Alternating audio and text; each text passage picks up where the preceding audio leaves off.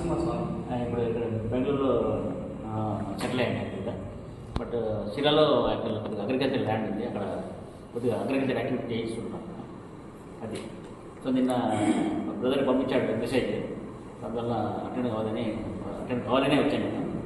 అతని వీడియోలు చాలా మోర్ దెన్ 100 వీడియోలు చూపిస్తున్నాను. అంటే మొత్తం ఫాలో అవుతుంటాను నేను యాక్చువల్గా. వయసులో నాకంటే చిన్నవాడు అయినా అతని జ్ఞానం కానీ, అతని వాక్చతుర్యం కానీ, అతని ప్రజ్ఞానం కానీ, అతను చదువుకున్న ఇది కానీ అనేక రకమైనటువంటి విశేషాలు సామాజిక పరివర్తనకి చాలా చక్కగా మాట్లాడుతుంటాడు, చాలా చక్కగా మోటివేషన్ లెక్చర్స్ అన్నీ ఇస్తుంటాడు.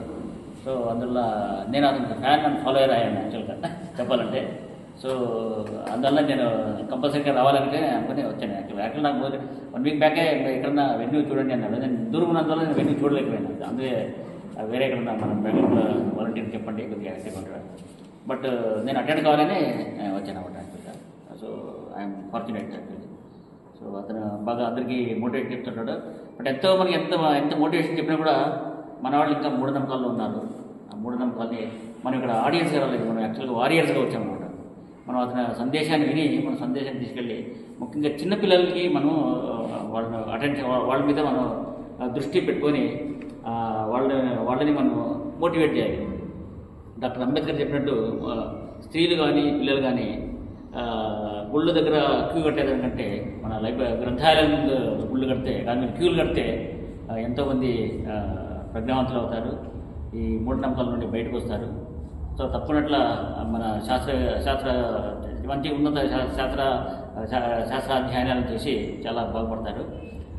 మన మన మన population 1/6 of the world population, 140+ crores అంటే.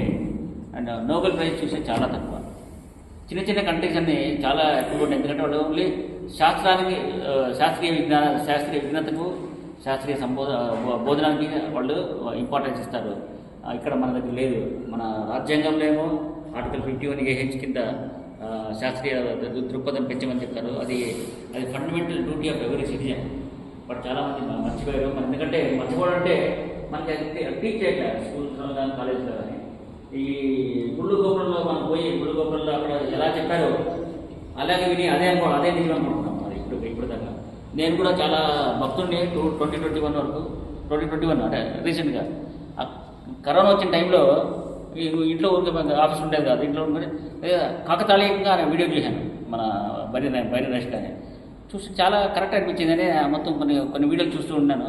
అప్పుడు నాకు అనిపించింది చాలా టైం వేస్ట్ అయిపోయింది. బట్ ఎనీహౌ ఇది బెటర్, మనకి లేట్ అయినా పర్లే, ఇది better to be late than never అని అనిపించింది. అందువల్ల నేను I have been good follower of Bairi Naresh. So I wish him all the best. అతను చాలా మంచి సంఘ సంస్కర్త అవుతాడని నాకు చాలా దృఢ నమ్మకం ఉంది. సో మనకు కావాల్సిన చేయూత, మన చేతనైన చేయూత అతనికి ఇస్తే అతను తప్పుకున్నట్ల మన సంఘాన్ని కొంతవరకు పరివర్తన చేయడానికి ప్రయత్నిస్తాడని. So wish all the best.